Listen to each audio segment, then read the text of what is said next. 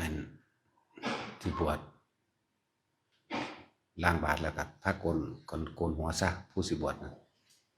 โกนหัวไว้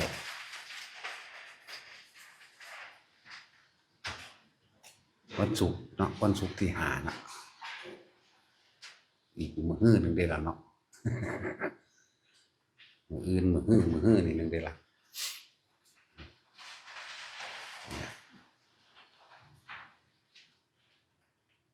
สำหรับพวกอันเครื่องเล่นต่างๆเฮ็ดเป็นให้มันเบิดทุกคนเด้อแล้วแต่ว่าผู้บ่เป็นก็บ่ต้องไปอยากเป็นเหมือนเขาหรอกสำหรับผู้เฮ็ดบ่เป็นก็เลยความที่ว่ามันมันอยากเป็นมันอยากได้มันเป็นความอยากที่เฮาเห็นเขาเฮ็ดได้เฮาเลยไปคิดว่าอยากได้อยากเป็นนะมันเลยเป็นความอยากที่ไปขวางเจ้าของไว้มันเลยว่างคิดบ่เป็นแต่ว่าก็เฮ็ดไปหั่นแหละมันเป็นเครื่องอยู่เป็นเครื่องอยู่ของใจเฮาจุดหมายก็คือว่าสิเอาอาการปีติต่างๆมาใช้ประโยชน์คนลุกคนพองสยองก้าวนี่รู้แล้วกานิกาปีตินี่เมื่อลึกซึ้งถึงถ้ำปึ้มน้ำตาไหลนี่ก็มันสิเป็นอาการของแต่ละคนดอกต่อมาก็ภารณาปีตินี่เฮาสิเอาความโยกเรียกว่า ภารณาปีตินี่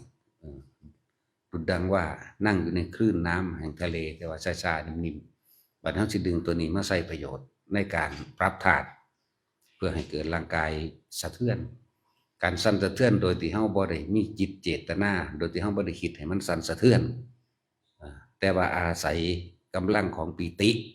อาศัยสมาบัติก็คือสมบัติอันเกิดจากจิตสงบเลื่อนสมาบัติเอาอาการปีตินั่นแหละมันเป็นเครื่องให้มัน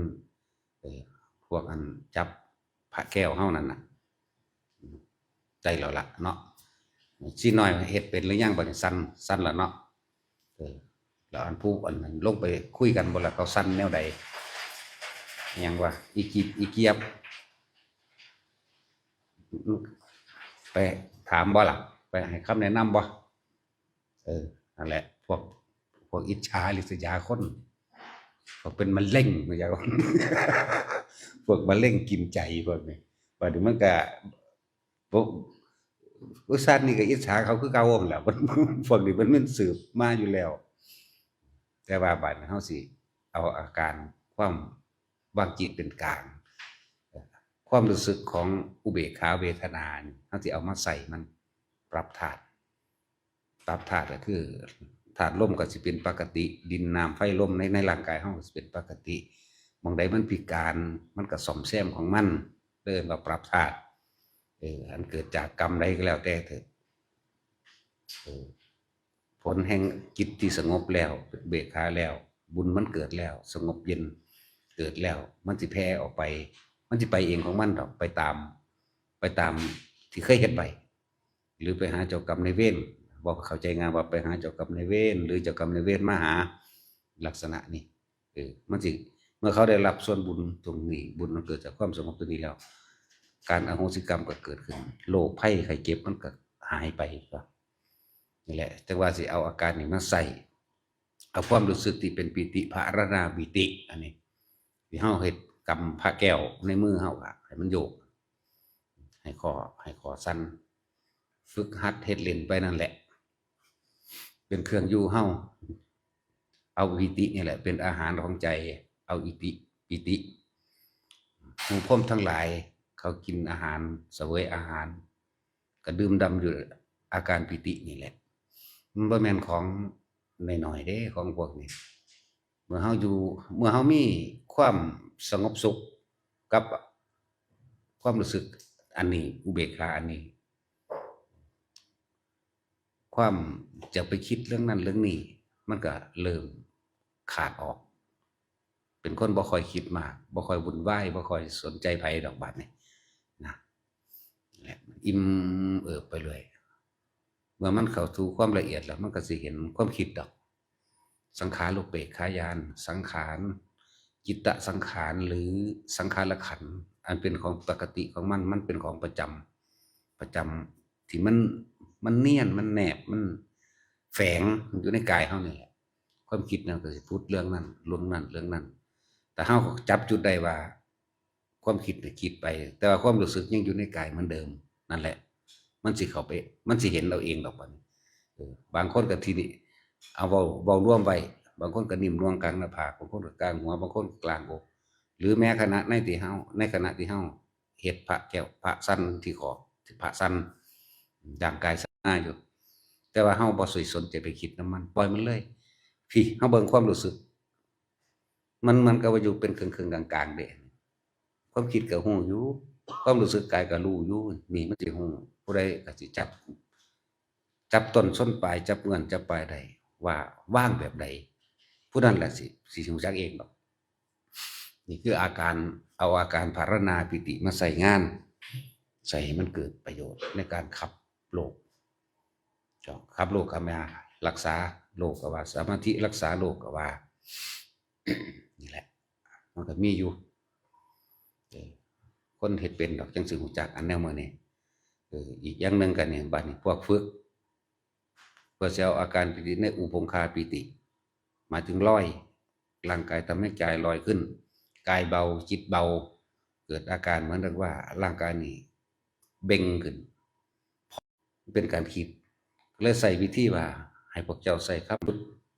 นิ่มนวลตรงกลางหน้าผากหรือหน้าหัวบนหัวได้แบบใดก็สร้างหรือเขาจับจุดร่างกายอยู่แบบใดก็ตามเกิดเวลาร่างกายลอยก็ให้จับแบบนั้นให้จำเอาความรู้สึกนั้นมาใส่ตอนที่มันลอยอยากว่าล่ะเดี๋ยวคนส่วนมากมันจะตกใจอยู่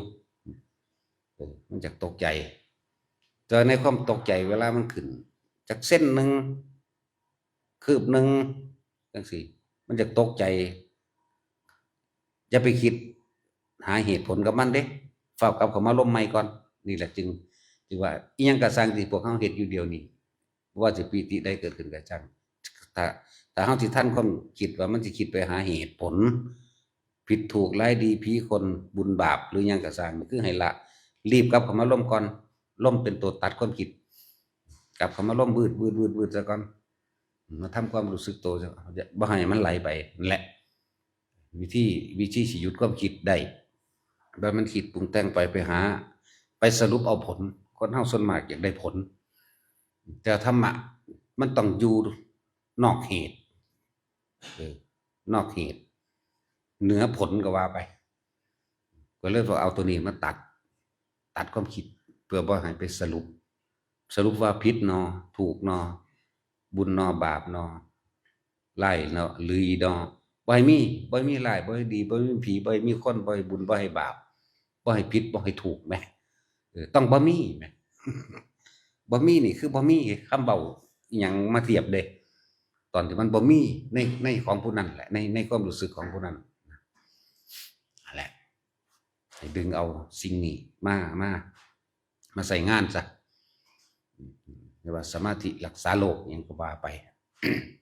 เอาบ่ทันได้เข้าถึงขั้นว่าต่ออายุหรือทรงธาตุขันธ์อิหยังนั้นแต่เฮาก็เริ่มฝึกไปจังซี่แหละผู้เพิ่นเป็นแล้วหลวงปู่หลวงตาผู้เขาเจ้าเก่งในสมาบัติต่างๆเขาเจ้าต่อเอาเองได้อยู่อันนั้นนั่นมันเหนือความสามารถเฮาเอาไว้ซะก่อนแต่ว่าก็เริ่มต้นจากนี้แหละเราจังค่อยต่อยอดเอาเองแตกแขนงต่อยอดเอาอย่างเรื่องของหลวงตาอายุ80ปีสิตายเพิ่นก็เข้านิโรธสมาบัติของเพิ่นเองก็ต่อของเพิ่นเองก็ได้อีกทั้งเบิด18ปีจังซี่นะเลยเป็น98ปีเพื่อบางอย่างเพื่อผู้อื่นจังซี่ซอยซาดจังซี่นะนี่ก็อย่างหนึ่งหลวงปู่ฟันต่อแต่ว่ามีคนเข้าไปรบกวนเลยต่อบ่ได้จังซี่ก็มีซึ่งลึกๆพวกเฮาบ่ค่อยรู้กันเรื่องจังซี่มันเป็นเรื่องลึกลับ มันเป็นมันก็บ่แม่นลึกลับแต่ว่าคนที่เฮ็ดบ่ได้นี่มันสิคิดไปทั่วทีปทั่วแดนคิดไปปรามาสคิดไปอันนั้นอันนี้เพิ่นคิดไปปรามาสคิดหลายอย่างนั่นแหละแต่นี่อยู่ในวงภายในนี่สิมีอยู่เป็นหยังเพิ่นคืออายุบ่ถึงตรงนั้นผู้อ้างว่าเป็นหลานผู้อ้างว่าเป็นนั่นเป็นนี่พยายามคือฝ่าด่านพระผู้เพิ่นเข้าเวรดูแลจังซี่ 3 เดือนนั้นอย่าให้ผู้ใดมากวนเด้อเพิ่นสิต่อจังซี่นะแต่พวกนั้นอยากอวดอยากอ้างว่าเจ้าของนั้นมีเส้นอยากว่าอย่าไปเบ่งอย่าไปใหญ่แม่นไผก็ตามบัดนี้นี่เป็นตัวอย่างหนึ่งว่าอยู่นานๆแล้วอย่าไปเบ่งว่าเจ้าของคุ้นเคยกับเพิ่นหรือมีสิทธิ์หรือมีอำนาจในการที่กูสิเข้าพบยามใดก็ได้จังซี่ก็บ่แม่นนี่เอาตัวอย่างนั้นมาเทียบไว้เข้าใจบ่ล่ะมาเทียบไว้อย่างเพิ่นคืออายุบ่ถึงตามที่เพิ่นอยากต่อไว้เพื่อประโยชน์ผู้อื่นบัดนี้มึงฮู้กูเป็นไผกูเป็นหลานเพิ่นเด้กูเป็นพระอันนั้นอันนี้เด้จังซี่นะบัดนี้พระเฝ้าเวรยามก็เกรงใจเพราะว่าเขายกอ้างแต่ว่าบ่ฮู้แหละได้ทำลายประโยชน์อันใหญ่ยิ่งนั่นแหละ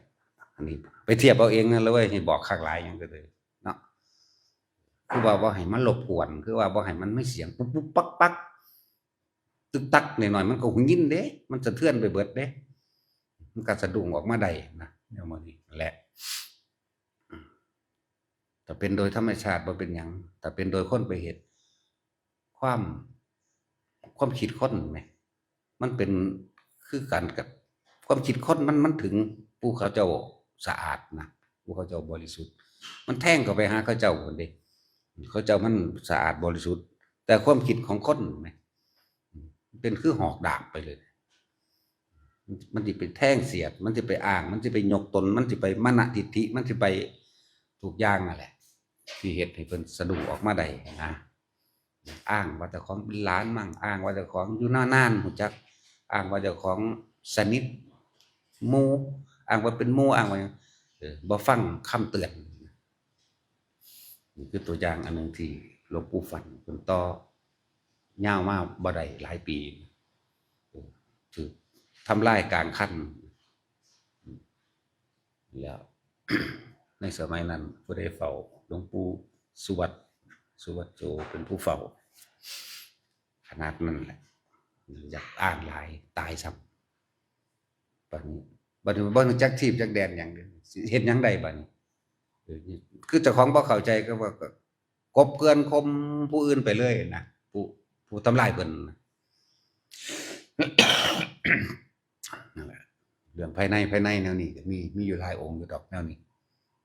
ค่อยๆเว้าอย่างพวกเฮาเล่นของเล่นไปมื้อนี้ไปซะก่อนพิสดารมีเยอะแยะมีเยอะก็บ่ทันได้บอกซื่อพวกเฮาอยู่ในระดับนี้ก็ยังพอแห้งอยู่อันของพ่อกำกานี่ อนุบาลเตรียมอนุบาลบ่ทันแม่นอนุบาลจริง นี่อยู่ในขั้นอนุบาลนั่นดอกแต่ต้องเตรียมอนุบาลเด้นี่บ่ทันได้แม่นอนุบาล1อนุบาล2ซ้ำ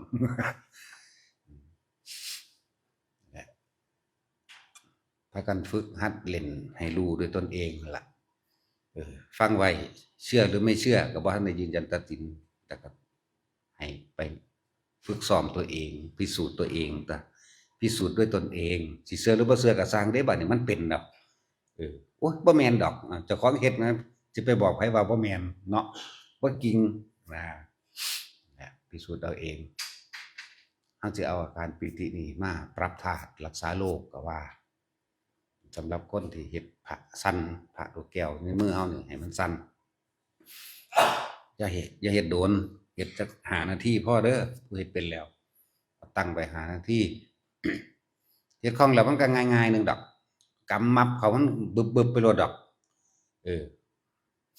นั่นแหละมันง่ายเองหัดเล่นหัดเฮ็ดไปแต่ละคนพวกนี้เป็นการทรงฌานเหมือนเดิมโดยเด่นคือดึงจุดเด่นของปิติแต่ละอันมาใส่งานให้มันเกิดประโยชน์กับร่างกายแหละเพื่อความบ่เจ็บบ่ปวดนะเรื่องป่วยมันก็ป่วยอยู่แต่ถ้าบ่เจ็บบ่ปวดแล้วมันก็บ่มีปัญหาหยังเดะ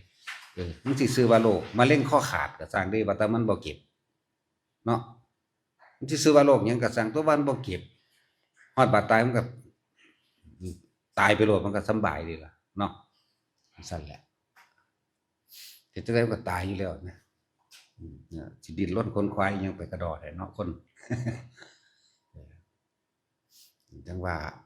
ให้พวกเฮาทรงอารมณ์มันเป็นกุศลอยู่จังซี่แหละสูงสุดก็ เวลาผลแสดงไว้ก็ว่าให้พวกเขาบ่ประมาทให้ทรงอารมณ์มันเป็นกุศลให้รักษาสิ่งเป็นกุศลคิดกุศลแล้วก็ต้องพูดกุศลกระทำในสิ่งที่กุศลกุศลแปลว่าไม่ทำร้ายเบียดเบียนให้ผู้ใดผู้หนึ่งเสียชีวิตและทรัพย์สินแล้วก็ช่วยเหลือผู้อื่นอันตกทุกข์ได้ยากตามความเป็นจริงและก็ควรหรือไม่ควรกับการช่วยเหลือของคนพาลและบ่พาลให้เฮาเบิ่งนี่เอิ้นว่ากุศลแล้วก็จิตก็ให้ทรงอารมณ์ให้อิ่มเอิบอยู่กับอาการปิตินี่เพิ่มพูนเข้าไปอีกเป็นเครื่องเล่น คนเฮาเกิดมาก็ไม่หยังดอกดิ้นรนค้นขวายแสวงหาเพื่อให้ได้มาถึงทรัพย์สมบัติทั้งหลายเฮาอยากครอบครองทุกสิ่งทุกอย่างเอาไว้ให้อยู่ในอำนาจของตนบ่ว่าตั้งแต่ทรัพย์สินสมบัติอันอื่นแม้กระทั่งว่าการครอบครองคนก็จะให้คนอยู่ใต้อำนาจของตนเองดิ้นรนไปจนตายแหละสุดท้ายก็บ่มีไผได้หยังไปดอกส่วนสิ่งที่ตกค้างเอาไว้ในใจนี่โลภโกรธหลงในใจนี่พาเวียนว่ายตายเกิดคือเก่านั่นยึดมั่นถือมั่นอยู่กับอันนั้นแหละก็พาเกิดพาตายนี่หั่นแหละเจ้าของล่ะพาเจ้าของล่ะนำตัวเองไปเกิดเองทุกยังเว้ามาเรื่อยๆอยู่เฮาเป็นผู้นำเฮาตลอดเด้อบ่แม่นผู้อื่นนำเจ้าสิเชื่อเขาหรือเฮ็ดตามเขาก็เจ้านั่นแหละเป็นผู้นำเจ้าของไปเข้าใจบ่ล่ะจะไม่เชื่อเขาก็ตัวเองนั่นแหละเป็นผู้ไม่นำตัวเองไปเหมือนกันก็เป็นผู้นำเจ้าของเหมือนเดิมนั่นแหละบ่ว่าบุญบ่ว่าบาปสุขหรือทุกข์ตัวเองเป็นผู้นำตัวเองเป็นผู้ทำให้ตัวเองฉะนั้นสุขทุกข์บุญบาปเฮ็ดจังใดสิปล่อยได้นี่แหมเฮ็ดจังใดสิบ่อยากได้หยังเสียเลยเฮ็ดจังใดมันถึงเป็นไปนี่แหละจังว่าให้หาเครื่องอยู่อยู่ด้วยอาการปิติอยู่ด้วยลมหายใจอยู่ด้วยนั่นแหละอยู่ไปเฮ็ดไปจะไปตายนั่นแหละบ่ได้เฮ็ดไปไสดอกแฮ่งได้ก็ตายคือเก่าไปเรื่อยเลยบัดสิตายความเคยชินในการไม่คิดมากจากว่านี้ไม่คิดมากบ่คิดถึงเรื่องนั้นเรื่องนี้เป็นคนที่บ่ต้องมีเหตุผลจะไปหาเหตุผลหยังวุ่นวายหลายเถาะนะธรรมะนี่มันต้องอยู่นอกเหตุเด้แม่นสิรู้แม่นสิเห็นแต่ว่าบ่นำนั้นมาคิดให้เป็นเหตุผลคืออารมณ์คือเกิดคือภพคือศาสตร์คือชรามรณะพุ่นเด้จึงบอกว่าเฮาเฮ็ดจั่งใดอยู่เหนือเหตุเหนือผลทั้งหลายใดจุดหมายมันมีอยู่หม้องหั้นนั่นแหละเอาพอ